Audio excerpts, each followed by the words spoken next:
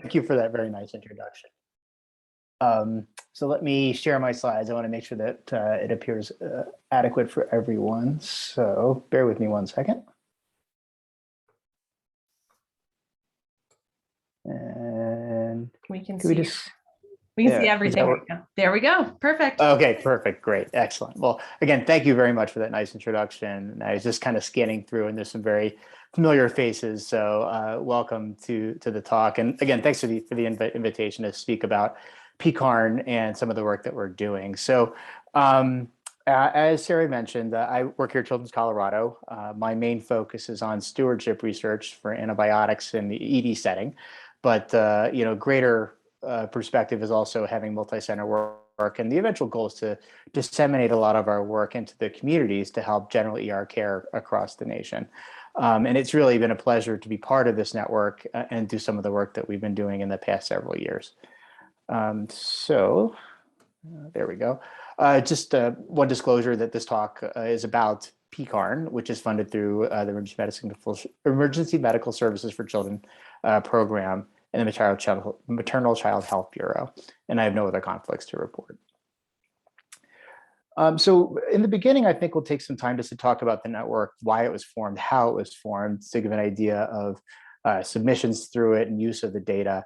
And we'll talk about some of the challenges that we've encountered in doing these large-scale multi-center network research projects. And then also talk about some of the things that we've done to really increase the power and the ability to use large data from PECARN. So first, I guess I'll open with, what is this network? So many of you have probably heard about PECARN, especially those of you who are clinicians that take care of kids. So this is the first federally funded pediatric emergency medicine network in the United States. It's founded upon other work that we've done in other settings, but this is the one that actually has funding through the government. Our overall goal, and I'll just read this out loud, is to conduct meaningful and rigorous multi-institutional research into the prevention and management of acute illnesses and injuries in children and youth across a continuum of EM healthcare. Really, what we actually can do using this network is analyze large amounts of data to discover disease processes with small outcomes and get more meaningful information about risk factors, about interventional trials and outcomes. So an example, and I'll present this later on, is head trauma. We see lots of head trauma, but the outcomes from head trauma are extremely small, the ones that were really important, which is like neurosurgical intervention or intracranial bleeds. And this network allows us to have this kind of large power with large scale studies. So why did PECARN even form in the first place? This was actually born out of what was a previous unfunded network, which actually still exists, which is the PEMCRC, or Pediatric Emergency Medicine Collaborative Research Committee, which was in the mid-90s. PEMCRC largely did retrospective studies, did not require funding, and was an open network, meaning any institution that could contribute data was allowed to join the PEMCRC and contribute to the studies. So great to have an open network and open access, but it's a double-edged sword, right? There are many limitations that come along with that. One of the main things was it was fully dependent on volunteers. Again, no funding, people were giving their own time. There was no central regulatory management or organized way to arrange data, collect data, and even analyze it. And so I'd imagine doing large retrospective studies, there was issues with sample size, sometimes finding the cases themselves, and a lot of missing data in there. So knowing that it was limited in terms of the questions that we could do, PECARN was formed. So PECARN was officially funded, as I mentioned, through the Maternal Child Health Bureau and the Health Resource Services Administration through the EMSC program in 2001. So we're 20 years old now. The funds that were obtained and continue to be obtained through HRSA and CHB support the infrastructure, so the ability to do the research, but not the project in themselves. This is kind of different from many other networks that exist around the country in other research areas. So again, it supports the infrastructure to do the work, but the projects themselves have to come with their own funding. So in 2001, when it was first formed, PECARN was consisting of 6 nodes, which had pediatric and general EDs. So not only the big children's hospitals like here in Children's Colorado, but also ERs around the country that existed and took care of kids outside of these centers. There's a data coordinating center, which still exists. It's centered in Utah. And every 4 years, each of these nodes would apply as an individual grant to be part of the network with a total of 6 nodes. So every 4 years, we go through a competitive renewal. Currently, PECARN is organized a little differently as times have changed, and often in relation to some of the needs stated through the Institute of Medicine, now in the National Academy of Medicine, for pre-hospital care and other priorities. It's been rearranged. We still have 6 research node centers with 18 total hospital EDs, but also have what we call EMSA, or EMS, Emergency Medical Service Affiliate Agencies, affiliated with each node. We actually happen to be the EMSA, which is Aurora Fire Department, is our nodal representative. And each of the nodes has one of these fire departments that's affiliated to increase our ability to do research in the pre-hospital setting. There's actually an existing pre-hospital node, which has 3 EMS agencies, which are through Milwaukee, Charlotte, and Houston. And then we still have the Data Coordinating Center, which is, again, I mentioned at the University of Utah. And the DCC, as I'll call it, actually supports many other networks. There's a Pediatric Critical Care Network, for example, that operates in our own institution that's supported through the DCC. And they also are funded through the infrastructure grant. So this gives you an idea of the governance. As you might imagine, there's lots of players in here, but just to kind of summarize how PECARN is organized, which will help us understand the rest of the discussion. So I mentioned that we have research nodes. So these are the 6 research nodes here. Each of these consists of 3 hospitals. This is our pre-hospital node right here. And then the steering committee is composed of all the representatives from each of these nodes, including the Data Coordinating Center in Utah and our federal partners.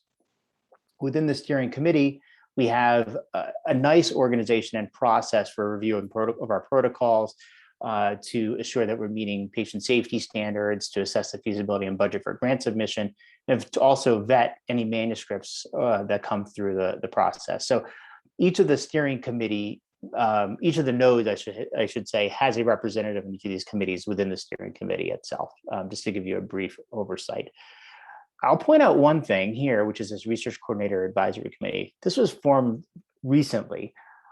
Really, the research coordinators at each of these PECARN sites holds up a lot of what's going on. And they're dedicated PECARN coordinators, and they ensure the research can be conducted.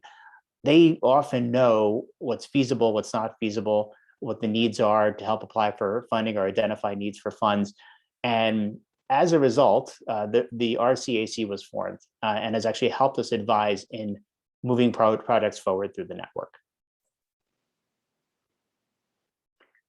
So this gives you an idea of the geography of PECARN as it stands right now, the different nodes, the data center, as I mentioned. So one thing I'll point out, which is interesting, back in 2001, when the network was formed, there were several areas of the country that were completely or almost completely eliminated or not underrepresented. If you look at the whole West and the whole South part of the country, there were only 4 sites that were participating. And as you can see in the newest iterations, and I think it was in part response to some of the needs for HRSA, we've expanded and now have many sites on this side of the country, as well as in the South, which I think adds to our geographical diversity of patients in the studies that we're enrolling for. This is just to give you an example of one of the PECARN nodes. So this is our node. We're called PEMNEWS. Each of them has a very interesting name. It's Pediatric Emergency Medicine Northeast, West, and South, which are our different sites. So the Northeast is Columbia in New York City. Texas Children's is the South, and then we're the Western representative. And here are the listing of the site PIs. I mentioned that Aurora Fire is our EMS affiliate. Kathleen Adelgaze, who's one of our EMS researchers, is the PI, separately from myself here at Children's Colorado. And then at the nodal level, our node is organized through a primary investigator, Peter Diane, who's at Columbia. And then Raquel Schrager is our nodal administrator. So she oversees our grant progress, our grant submissions, and all aspects of the nodal function for all 3 hospitals. Of note, each of these sites above has their own research coordinator, and we actually have coordinators for the EMS affiliates as well, which is separate from the people actually doing a lot of the enrolling, like the research assistants. So how does enrollment go in each of the PECARN settings? As I mentioned, the studies themselves fund the research organization. So we do have a 1.0 FTE funded research coordinator. That is through the infrastructure grant. What I can tell you is a couple of things. 1.0 by their definition does not fully fund the RC. We often have to supplement funding or have cost sharing from the department or the section. And often these research coordinators, as is the case, Gonzalo Lerner, who's our current research coordinator, does other activities besides PECARN, but there is funding for that position itself. Any additional research coordinators or professional research assistants are funded by the studies themselves. So an allocation of time, it's part of the whole process when we submit. So we said we have the Research Coordinator Advisory Council, we have a Grants and Publications Subcommittee, we have a Feasibility and Budget Subcommittee. Each of these reviews the different projects and says, is the amount of funding allocated adequate for enrollment and to fund the RAs at each of the sites? The Data Coordinating Center, I make special mention of this, which is a really highly functional organization. They do a lot of the central organization for every PECARN study. So they'll do central IRBs. They'll help with create the consent forms, any data collection forms. Often this is an iterative process between the PI and the study investigators and the DCC. They do all data management and have systems existing to do that. The two programs they use often are Open Clinic and Career Manager to help close a loop and clean up data from each of the sites. So it's a large, as you might imagine, we have studies that can enroll thousands of patients. They do the central management and close the book on each subject enrollment. And also the DCC conducts the statistical analysis at varying levels. So I have a little more information because I think this may be of interest to the audience about the DCC. So as you can see on the right, that figure tells you all the different activities the DCC conducts for PECARN and the other networks they support. So we're talking about the design and analysis from the beginning, and then at the end when the data is collected, database management, randomization. They'll assist with manuscript preparation, medical monitoring if necessary for adverse events, and they always dedicate a project manager to each of the different PECARN studies. The listing here are the different personnel that are present in the DCC, and the number there is actually the number of people they have in those roles. So there are 20 project managers, 13 informatics and data management experts, multiple statisticians, IT systems experts as well. I bolded the concept of grant development process just as an idea of how integrated the DCC is in the work that we do. If you bring a concept or an idea and it gets approved to be developed into a full proposal and eventual grant submission, we actually have meetings with the DCC each step of the way, and they walk through the project with you to make sure, one, they're providing the resources and identify those resources, but also to advise and say if there are better ways for you to collect the data and then to think through analysis. So a really great process. I've been through this a couple of times myself and I've learned quite a bit. So how do you submit to PECARN? So this is one of the things that's kind of a downside of PECARN is the network is not fully closed, but most of the studies that originate come through the 18 participating hospitals and the 3 pre-hospital fire departments. So it really is fairly local in that sense. However, non-PECARN investigators can submit with sponsorship from existing PECARN nodes, and this has occurred. As an example, if you look at that map, there are a couple of institutions in very prominent areas. For example, the Harvard system, Children's Hospital of Boston, and Lurie Children's in the Northwestern system are not part of PECARN in this iteration. However, if they have ideas, they can partner with our node, for example, here, the PEMNews node, or another node who will sponsor the submission and walk through the process with them as a partner. So it is open in that sense that anyone who has an idea that is not part of a node can still submit through PECARN if they partner up with PECARN investigators. And this would even include those of you that are attending here now. If you have ideas for pediatric research that may meet the needs of PECARN, we can talk and then we can bring it up to our node and say, is this something that we want to sponsor? So what are the benefits? Obviously, the access is huge to a large number of patients on an annual basis. We have over a million ED visits per year. There's great scientific expertise. I think that, as you might imagine, each of these nodes and each of these centers has researchers around the country that do PGM and have been doing it for years at various levels of funding, and really great minds. And I think I learn a lot every time I attend one of their meetings. Data management and analysis for the DCC. What I will say is, though the DCC can be large and complex, they do very, very high quality, excellent work. What you put in is what you get out, and it's really nice to see. And they obviously are very costly too, because they're doing a lot of work on your behalf as a primary investigator. And the other issue I'll bring up is if you do go through PECARN, your chances of getting extramural funding, including through the NIH, are very, very high. So, with every upside, there are always going to be downsides. So I wish it were this easy, but, the process of submission and the timeline is not like pushing this button. And this is kind of how I liken it. So you have an idea, and you need to think about how you're going to bring this idea forward. Each of these switchbacks is basically a month when you think about it. And to get through the approval process, it can take a year and a half sometimes. And this is the onerous part. It may be onerous, but the quality, I think, comes out very high on the end. So this is how a typical submission would work. So you have an idea, just as an example, if somebody from New Mexico Children's has an idea and they would say, approach us here at PEM News and say, we want to submit through you.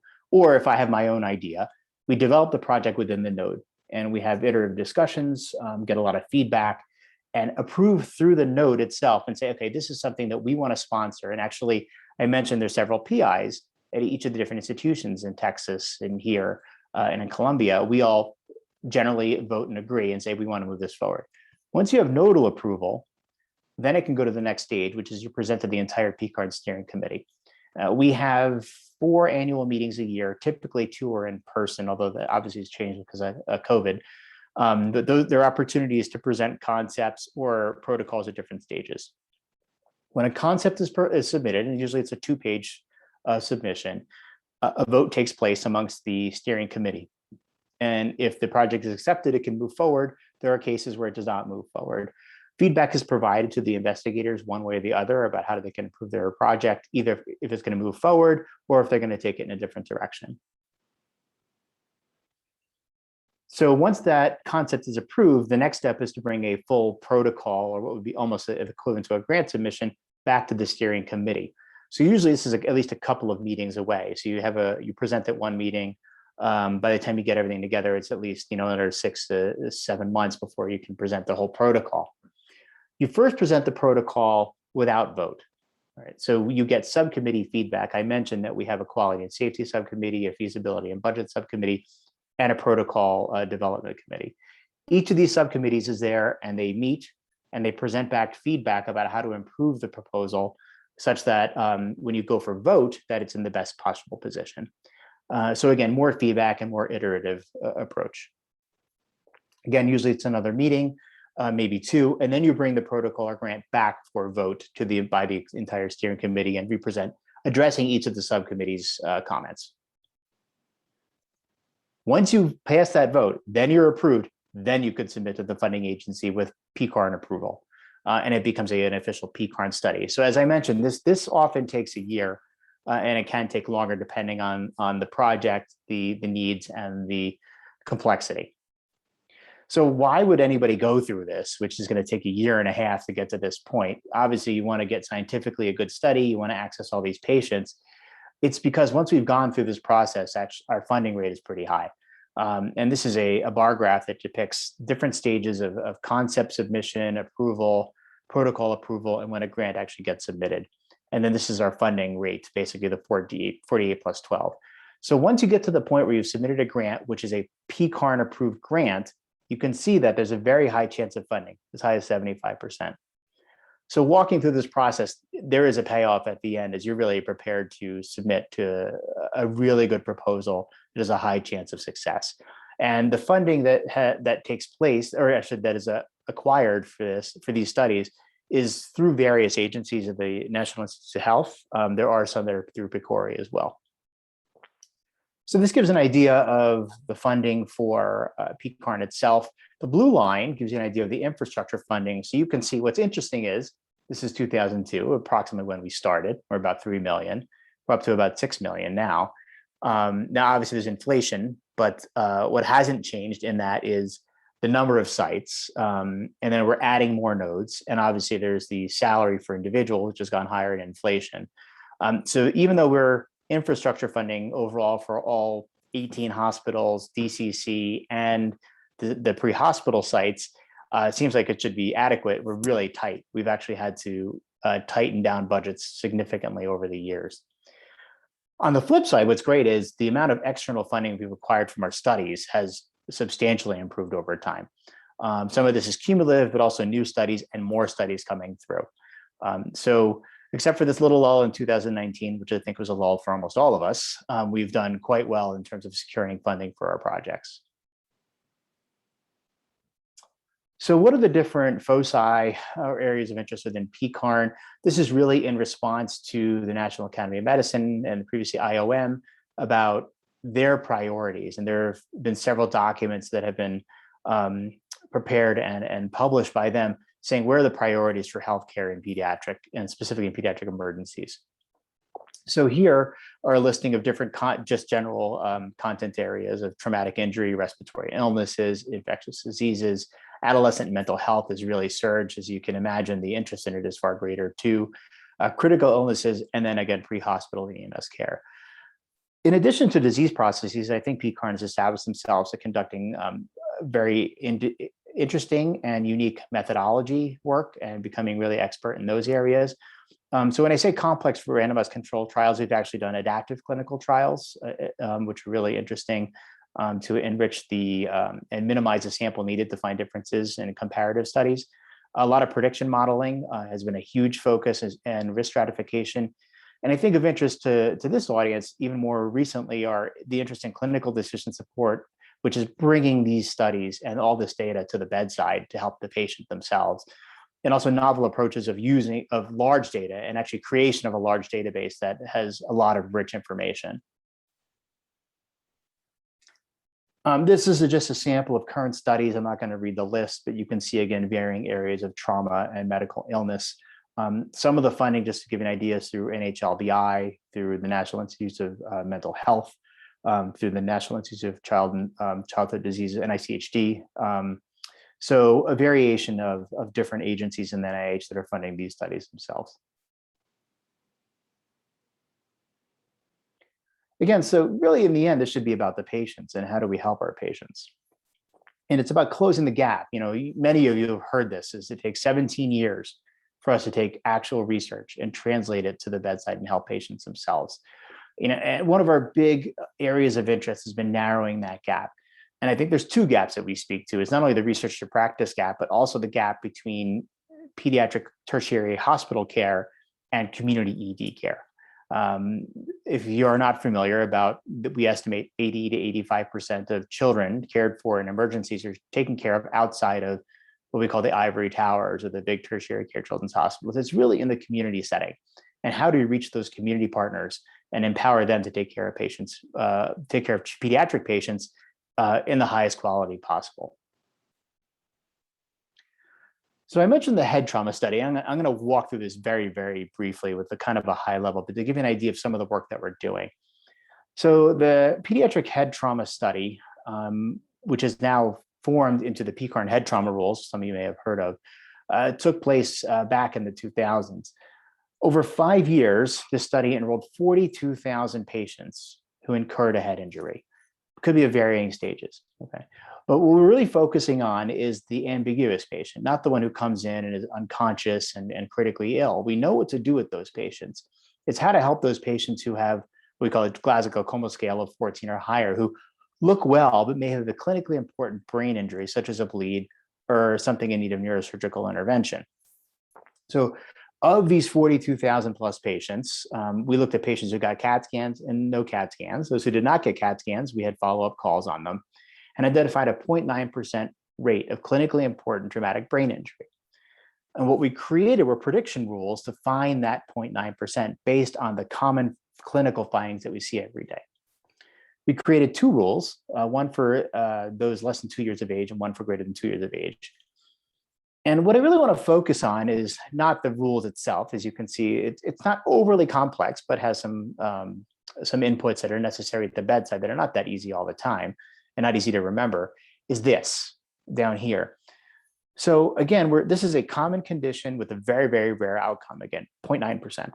How do we find prediction rules for those patients with adequate statistical power that would feel comfortable for the clinician to rule patients out? We want really a good negative predictive value. So the patient comes in with an injury. How could I very confidently say that with these clinical findings, the patient is fine. The key is the confidence intervals. And this is why we do PECARN work. Large scale, we can really get very narrow confidence intervals, which brings a lot of confidence to the provider at the bedside and saying, okay, we can effectively rule out bad disease for these patients. So we took this information, and as part of the natural progression, again, is to bring it to the bedside and bring it to the general ED provider in the communities. Identify clinical decision support as a good tool to do this. And I'm not going to get into specific authors, but I want to acknowledge that this study was done with general ED providers. This is actually the Kaiser Health System in California, which has a linked EHR, and individual institutions such as ours that participated in clinical decision support to help at the bedside and identify patients at low risk. I don't have a screenshot of the old traumatic brain injury, how it appeared, but essentially in Epic in our health system, the nurse would input the different components, such as these things here, GCS, palpable skull fracture, hematoma, less than 5 seconds. They would put the inputs and it would spit out a recommendation just like this. And it says, based on PECARN rules, there's a 0.9% risk of clinically important traumatic brain injury.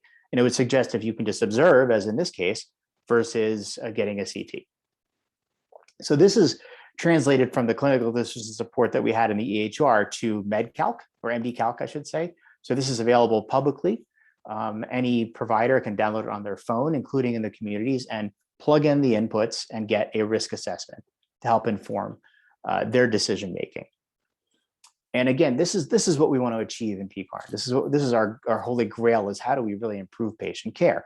This is how we want to do it for head injuries, is provide an easy tool that can be used anywhere in the country, applied to a generalized population of patients with minor head trauma, and reduce the amount of CT imaging, which is, as we know, has a risk of radiation and downstream development of malignancy. So again, it's to avoid radiation, unnecessary intervention in CT. Accordingly, we've also developed decision aids and helped discussions with the families. This was through California ASAP as part of our collaboration with Kaiser. There are different forms of this that exist, but these are decision aids that can be brought to the bedside and help patients and providers understand why risks are low and how the different components of the decision rule are used. And of course, one of the big questions is, does this work? So this was a study that was done in community health centers alone, so non-pediatric centers, through a quality improvement mechanism to say, how can we reduce CT use by implementing the clinical decision support rules that were presented through PECARN. And just an overview, as you can see in the beginning, these are the CT rates on the left for this particular eligible population. And this is time starting in March 2014. During the run-in, you can see the average CT rate, implementation of the decision support and the decision rules, and then a sustained reduction over time. We have seen this in PECARN and tertiary care hospitals ourselves, but I think it's important to share that we've actually disseminated this work and are helping on a broader scale. How else are we using clinical decision support? We have two particular areas. This actually happens to be an interest of mine, of use of clinical decision support to reduce antibiotic prescribing or unnecessary antibiotic prescribing or a non-guideline adherent prescribing for common outpatient infections. So we are developing, this is our EHR and just an example of the practice advisory that's informative, and then actually a new order set. This is embedded clinical decision support that provides and directs patients towards the right clinical care based on our guidelines and national guidelines as well. Upcoming is an implementation trial of a febrile infant clinical decision rule. In our field, for those of you who don't know, infants under 60 days often get large intensive workups, which include lumbar punctures and blood work and urine. Well, the investigators in PECARN, Prashant Mahajan from Michigan and Nate Cooperman from DC, have created a decision rule that can help minimize the number of spinal taps, lumbar punctures for infants, and streamline our workup. And they'd like to implement the decision rule using clinical decision support in multiple centers. So I mentioned we're going to talk about big data and how we use that in PECARN. So I'll take a few minutes to describe that now. There's two forms that we have available for use. The first thing are public use data sets. So as I mentioned, a lot of these are federally funded studies. Because they're federally funded, the data is mandated to become publicly available. So 3 years after the last patient data has been entered and the data is locked, all the data from these studies becomes available for public use to any of us that are attending this call or throughout the nation. So this is actually from the PECARN site itself. And what's available is complete de-identified data study data, the protocol itself, the data forms, the data dictionary, and sometimes papers that are associated with this. This is a bronchiolitis trial that we did many years back. There are now 15 data sets available for use. I think it's actually an underutilized resource that, there are large for a head trauma study, for abdominal trauma study, for febrile infants. There's a lot of secondary analyses, if they haven't been done already by the investigators, that are available for public consumption. The one thing I will say is, for example, the head trauma study I just mentioned, I think there were 19 manuscripts that resulted from that. And so finding something that hasn't been published can be difficult. And the other source of large data I want to discuss is the PECARN Registry. So the project itself was funded in 2012 through ARC. Elizabeth Alpern was a primary investigator who's now at Lurie Children's, and her goal was to find a way to create usable data for quality improvement in research through an enormous registry. And the registry is not just structured data elements. It's actually the complete electronic health record extracted from multiple sites and placed into the central repository maintained at the Data Coordinating Center in Utah. So this is a narrative of the charts as well. The thoughts are, we can use this to get preliminary data for grant preparation and future research, again, to monitor quality improvement over time, which is my intent actually with my project. And then also to help with funded research, predictive modeling, risk assessment, and eventual machine learning, to do effectiveness studies, and actually can be linked for prospective enrollment in different ways. And I'll have an example of that coming up. So an enormous project and large amounts of data. Again, it was funded through ARC in 2012, but like any other grant, the funding ends, right? So, and I have a description of this in a second, how we're continuing to do this. So initially, the PECARN Registry started out with 4 sites. It is now up to 12 sites that are participating and contributing data.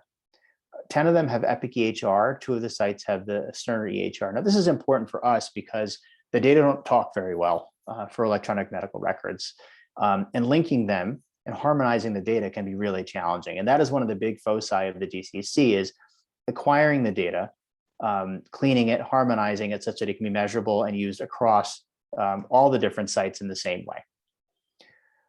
So each month, data is transferred to the DCC from each of the participating sites and undergoes integration.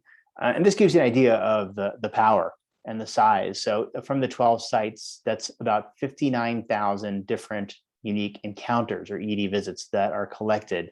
And then the different components, and we're talking about anything from discharge diagnoses through laboratory results, discharge information, and the entire narrative document.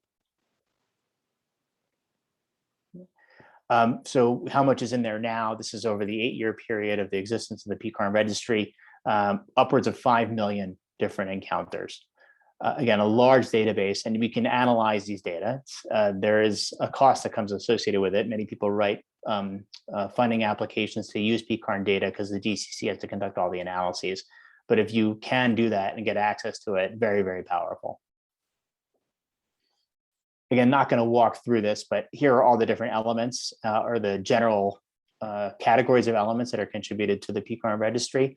I just bolded the narrative because I think that's really important. So we're talking about entire charts of patients that are lifted and brought to a central site. And we're developing more and more natural language processing methods to actually use that data. You can imagine once we harness that power, you can do a lot of really interesting studies through that. So what I'll tell you is I'm not an expert in terms of how the data is acquired or harmonized. I think one of the attendees on here is an expert in that. I could ping her if we need help, but just to give you a general overview, this is how it goes. This data is transferred monthly. Now through that month, the data is quote unquote allowed to mature, meaning to get all open elements completed. then extracted and sent to the DCC over a 5-day period. There's a review of the data to make sure it's the site PIs review reports to make sure that they're accurate. Resubmission to cleaner data, it's grouped and sent at the DCC and undergoes entire integration. And we are creating report cards. I'll talk about this in a second about how we're using the data in a positive way, at least to start. But a complex mechanism, I don't know the specifics of it. It's very impressive how we've taken individual charts from now 12 different sites in 2 different EHRs, brought it to a central area, harmonized the data for use, and actually done studies actively through it. Again, in the end, the goal is to do all this work to help patients, right? In this way, we're using registry data to help the providers help take better care of patients. One of the main things that we've done is created a feedback mechanism or report cards. And what these do is actually take these data and have certain elements that are cleaned and presented and saying, how often, as an example, are you prescribing steroids for patients who present with acute asthma? How often are you getting CTs on patients with minor head trauma that are presented to ED?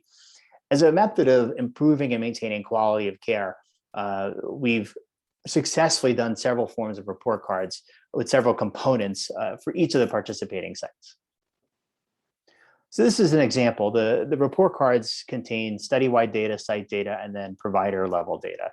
So each site, each month, gets something that looks like this. And so I mentioned steroids for asthma, so let's use this as a brief example. So these are all the sites within the registry. This is the network average, okay? And then the green is the individual site. And as you can see, this particular site was performing right about where you would expect.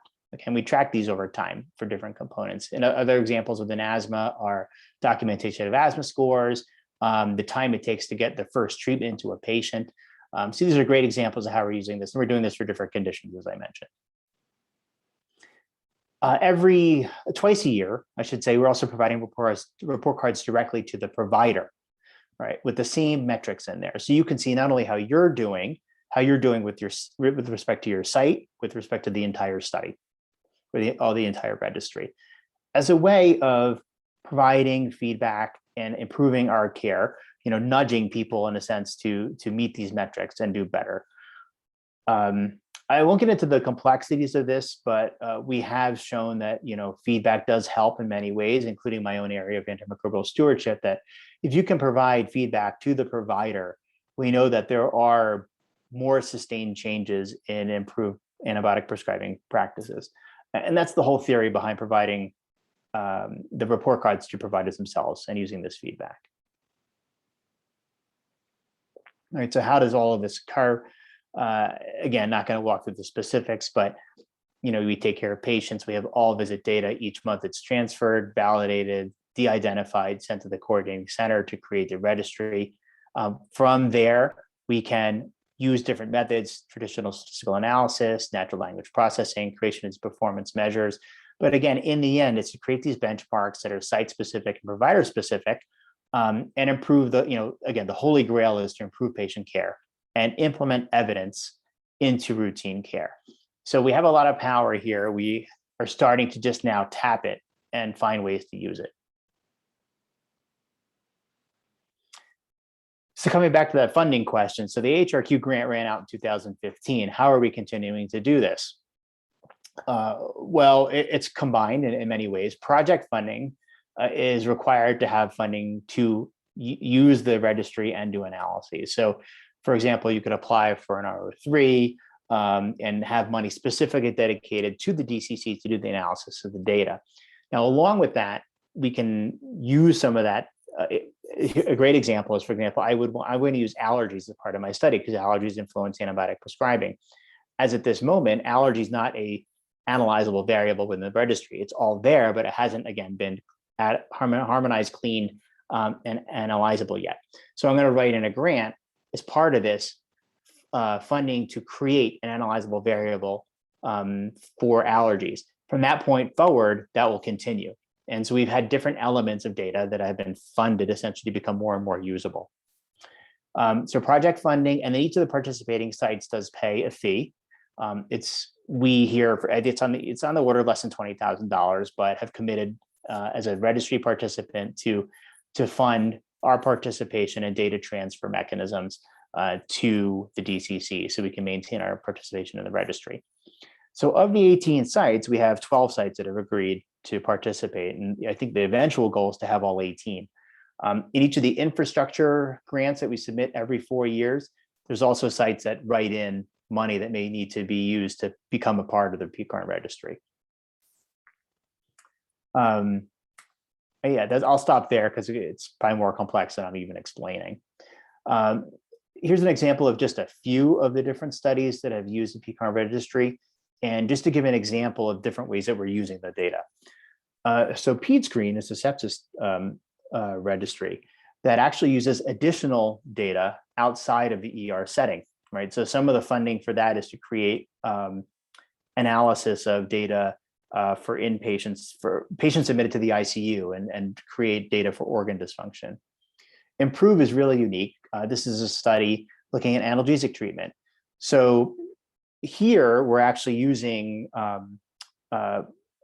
electronic medical monitoring for use of analgesia, linking that to the patient visit in the PECARN registry to look at their pain scores and subsequent follow-up visits. Science is a sickle cell quality improvement study. This is a pathway implementation study for NHLBI guidelines that we're participating in, as well as a registry site. And it follows a type 3 hybrid implementation trial design. So again, this is a quality improvement project and implementation trial. And then also just descriptive data. So we've looked at disparities in ED care, specifically with respect to antibiotic use, to pain management, and that was an R03 that was funded several years back. So that's the high-level view of PECARN and what I wanted to discuss today. I wanted to acknowledge Elizabeth Alpern, who's the founder of the PECARN registry, and provided me some of the information for this talk, as well as Peter Diane, our nodal PI. Also want to thank those of us at Children's Colorado who participate in PECARN from inception to now and have made it successful. This is not everybody, but thank you to each of the individuals here for helping us get to this point.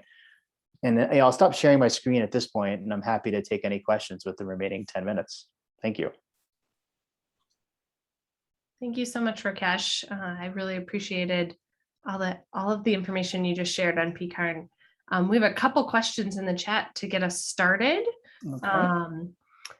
So someone asked, how did PECARN identify and engage with all of the node centers to get them involved, get them to join?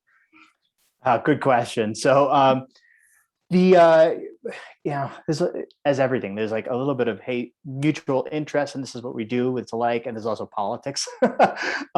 So when PECARN, I'll talk about the current iteration, for example. Now we've had existing collaborations between Children's Colorado has been part of PECARN since 2009 and partnered up with Columbia and Texas. Each of us brings something different. We have actually a nice natural partnership because Children's Colorado brings ideas and concepts to the network with a lot of volume. Texas Children's brings enormous volume, but it's not as much scientific content. Columbia brings very little volume, but great science. So we kind of had a natural pairing together. The Western node, which applied recently, is Seattle, Dallas, and San Francisco, or Children's Oakland, decided together to partner as a node to bring unique strengths together and say, we're going to be a RNC and apply and try and displace one of the existing nodes. They actually displaced the Harvard Northwestern node and Children's National from this. And Children's National was a founding node. So there's a lot of discussion at a higher level about strategically how this is going to work, what each of the different centers brings to apply as a node center and then compete for a grant. So I think each year for the 6 positions, there's about 8 to 9 applications to enter the network again, but we have to be competitive and renew each year. I hope that answers your question, Bethany. Very much. I had a parallel question of how do you keep them going? So that's actually that's a big question. So for example, I just use our node as an example. We have monthly meetings, we have grant deadlines. When we write our grant as our 3 centers together, we delineate specifically and say, these are the metrics we're going to meet. We're going to have this many concept submissions. We're going to enroll this many patients. We're going to successfully have this many grants funded. And then we're going to integrate pre-hospital care and have different metrics for that. But the grant is comprehensive. And the way we have stayed competitive and been renewed each of these times is we have met each of those metrics. We're producing science, we're producing patients, and we've been very successful in the EMS realm. And I have to give kudos to our nodal PI, Peter Diane, who is really organized and really thoughtful about how to come up with metrics that are important to HRSA, our funding agency, and to the Maternal Child Health Bureau. Thank you. Sure. We've got a question about data harmonization and cleaning. So you mentioned that this is not your area of expertise, but maybe we can put your colleague on the spot. I'm not sure who you're referencing. Yeah. But time and costs, and maybe a little bit about what that process looks like. No, thanks, Russ, for that question. So if Sarah DeKine is still on the call and would like to chime in, Sarah is the research director for informatics next door at the Children's Hospital. And from the inception, has actually helped us in the registry project. And she probably could speak a little bit more to this than I can, because honestly, I don't know. And I'm not going to try and answer anything that I don't know. So Sarah, are you on? Do you feel like chiming in? Yeah, I'm happy to do that. Thanks, Sarah. So I'll give a little bit of the history and then kind of ongoing and then current state. So we spent about a year developing scripts collaboratively across multiple centers that were aimed at pulling data from EPIC specifically for this need. And so we collaborated in a way so that we could divide up the work a little bit, so we didn't have to spend as much time as we would have otherwise. Of course, we had to do all the validation ourselves within each center and then modify the code as needed. And so I don't know exactly how many hours. We could probably look back at the grant and I could tell you exactly how many we spent on it, but it was over the course of a year that the initial extracts were developed. We do have a centralized process for updating the code behind it so that we can more easily share it. And if one site finds a data quality issue that might apply to others, we can update throughout. The harmonization side of things, so we don't conform to a clinical data model. We actually developed our own because none of the existing ones really fit well for emergency department data. And so what we ended up doing was creating one that was a little bit more applicable to research in the emergency department, but did follow some of the specifications within the FIS Plus model that was used several years back. It isn't quite as active as it used to be. We also keep both the source terminologies. So if we have ICD-9, ICD-10, CPT, et cetera, in addition to, we do try to map them to what is being used within a given metric or for a given study. And so we do internal mapping to say this is a strep test or this is a CBC or something like that. So there's lots of mapping that goes on around that. That's all driven by the PIs of the studies though. So they actually can look through all the values that are available. We also have had a lot of ongoing data quality. So there's data quality that happens within the site itself, but then we also have centralized data quality that's done by the data coordinating center. So a lot of that work that we have to do initially within that first year and then over time is focused on how does that data quality look over time? Are there any issues? So there's some data quality reports that we've produced that we use, and we look at those on a monthly basis to look for trends. It helps us to identify if there's any within site variation and then also across site variation to see if there might be changes in the medical record bill. Each time we have an upgrade, there's always a chance that that can happen. And then looking at when new sites joins the registry. So every site joins at their own pace. I would say most of them take around a year to get up and running, and they're building off of what all the other sites have done. And so if they're an EPIC site, they're able to use the shared EPIC code and then modify it for themselves. We do have some Cerner sites as well who are a little bit more on their own because they're not part of EPIC.